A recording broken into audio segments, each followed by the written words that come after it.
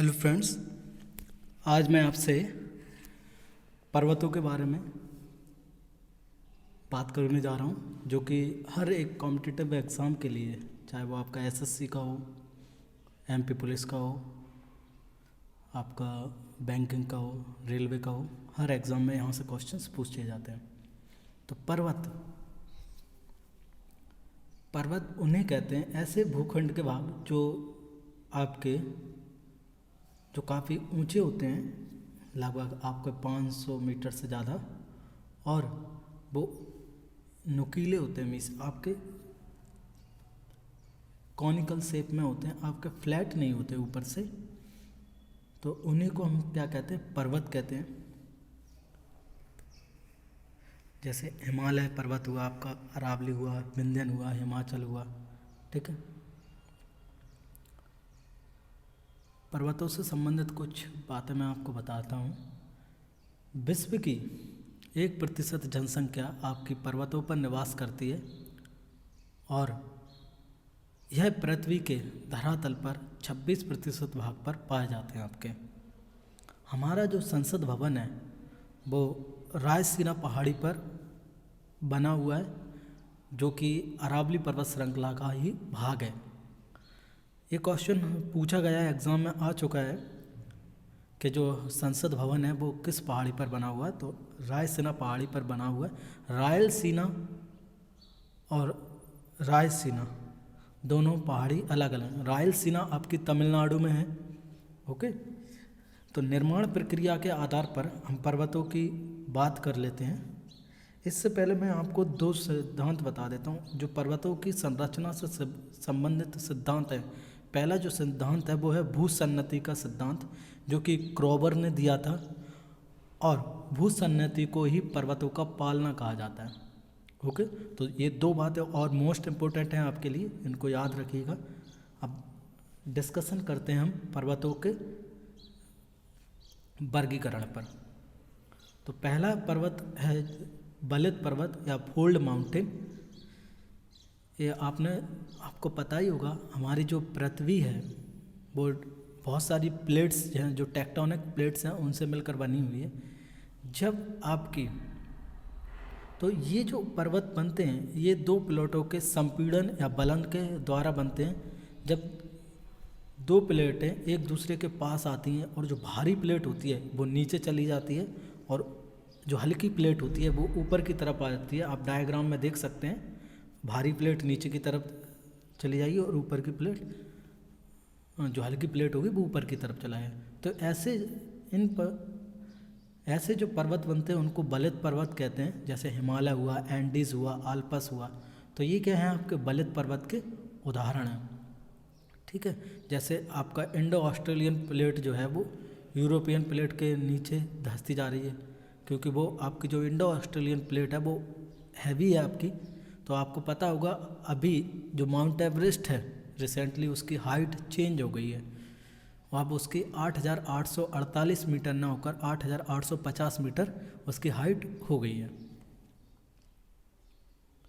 तो उदाहरण है हिमालय एशिया का है, आल्पस मध्य यूरोप में है, आपका रॉकी दक्षिण अमेरिका में, अर्जेंटीना वगैरह आपका जो पूरा एक बेल्ट कवर करता, बहुत विश्व की सबसे लंबी श्रृंखला आपकी एंडीज़ है, जो भी आपकी दक्षिण अमेरिका में है। आपकी यूराल एशिया और यूरोप में है। ये एशिया और यूरोप की प्राकृतिक सीमा बनाता है। अल्पेशियन उत्तर अमेरिका में, नानसान आपका चीन में है, और एटलस उत्तर पश्चिमी अफ्रीका में है, ठीक है। अब आते हैं ब्लॉक पर्वत या ओके। क्या होता है जब आपका दो स्थल खंड हैं आपके, उनके जो घाटियाँ हैं उनके बीच में एक पर्वत जो स्थित होता है उसको कहते हैं। लेकिन आपका जो इनका निर्माण होता है वह जब दो प्लेटें, आप डायग्राम में देखिए, जब दो प्लेटें वो दूर जाती हैं, मतलब नीचे धस जाती हैं और बीच का भाग खड़ा रह जाता है, ठीक है, तो उसको हम कहते हैं आपका ब्लॉक पर्वत, और इनको हम भ्रंशोत पर्वत भी कहते हैं, ओके। जो ब्लॉक पर्वत होते हैं इनका जो ढाल है, शिखर है, वो कैसा होता है? एकदम खड़ा हुआ होता है, ओके। तो इसके जो उदाहरण हैं आपके, भारत का सतपुड़ा पर्वत, पाकिस्तान का साल्ट रेंज, जर्मनी का ब्लैक फॉरेस्ट, फ्रांस का वॉसजेस, कैलिफोर्निया का सियारा नेवादा नेवादा। तो ये इसके प्रमुख क्या हैं, उदाहरण हैं ब्लैक पर्वत के। एग्ज़ाम में कई बार पूछा जा चुका है। अपशिष्ट पर्वत या रेजिडुअल माउंटेन, तो ये जो हैं ऐसे पर्वत जो बहुत काफ़ी समय से हैं, ठीक है, जिनका वेदरिंग अपर्दन क्रियाओं के द्वारा क्या हो रहा है, अधिकांश भाग क्या होता जा रहा है, क्षय होता जा रहा है, धीरे धीरे वो नष्ट होते जा रहे हैं। ओके, उन्हीं को हमने क्या कहा है, अपशिष्ट पर्वत कहा है। तो अरावली, विंध्याचल, सतपुड़ा, अपलेशियन, ये कैसे हैं आपके अपशिष्ट पर्वत हैं। आपको बता दूं, आपकी विश्व की सबसे पुरानी जो श्रृंखला है वो अरावली पर्वत श्रृंखला है। ये लगभग 60 करोड़ वर्ष पुरानी है। ओके, अब बात करते हैं वॉल्केनिक या ज्वालामुखी पर्वत। जो ज्वालामुखी के बारे में मैं आपसे पढ़ा चुका हूँ, ये पृथ्वी के क्रस्ट को तोड़कर निकलते हैं आपके, और जो मैग्मा रहता है, मोल्टन मैग्मा, पिघला हुआ मैग्मा, वो पृथ्वी से जब बाहर निकलता है तो वो मैग्मा आपका लावा में परिवर्तित हो जाता है, उसको हम लावा कहते हैं, और वो एक पर्वत का रूप ले लेते हैं। ऐसे पर्वतों को हम क्या कहते हैं, ज्वालामुखी पर्वत। तो मोना लोआ, फ्यूजियामा, पोपा, किलिमंजारो, रेनियर, वेसुवियस, ये सारे हमने आपके ज्वालामुखी के बारे में पढ़ा हुआ है। तो आई होप आपको सारे जितने भी ज्वालामुखी हैं वो सारे कैसे पर्वत हैं, ज्वालामुखी पर्वत हैं। ओके, अब विश्व के प्रमुख पर्वतों के बारे में बात कर लेते हैं।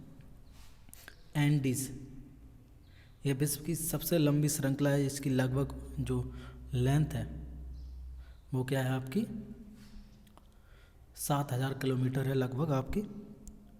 ओके, और इसकी जो सबसे ऊंची चोटी है वो एकांकागुआ है।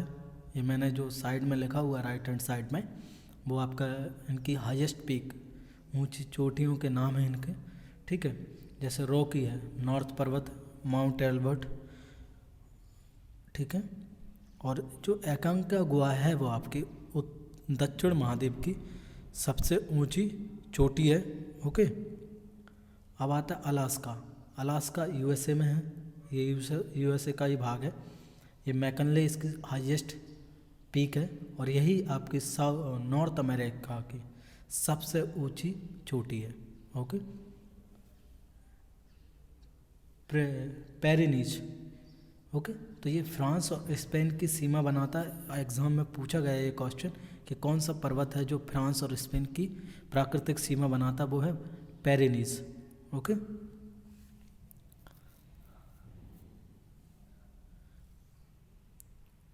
एल्बर्स और जाग्रोस, ये आपके ईरान में है। इनकी जो सबसे ऊंची चोटी है वो देवबंद है। ओके, ड्रैकन्सवर्थ आपको साउथ अफ्रीका में है, काकेकस रूस में है, यूराल यूरोप एशिया है, और काकेकस की जो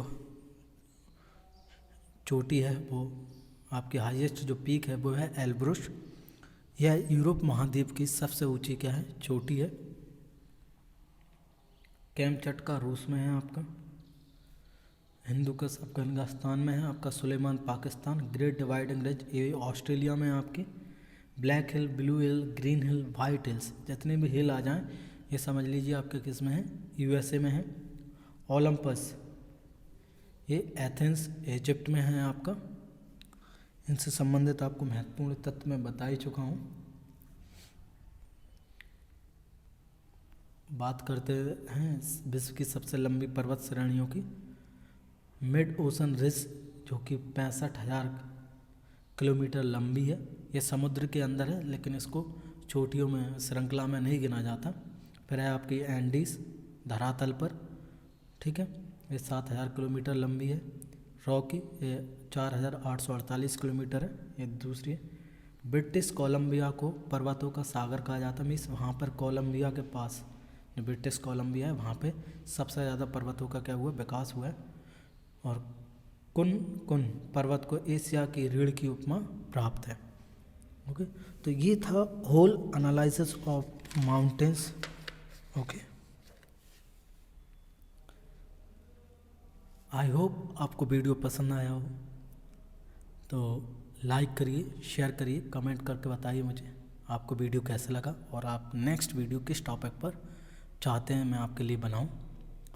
और मेरे यूट्यूब चैनल को DS फाइंड को ज़रूर सब्सक्राइब करिए और बेल आइकन ज़रूर प्रेस करें, जिससे आपको आने वाली वीडियोस का नोटिफिकेशन मिल सके। Thank you.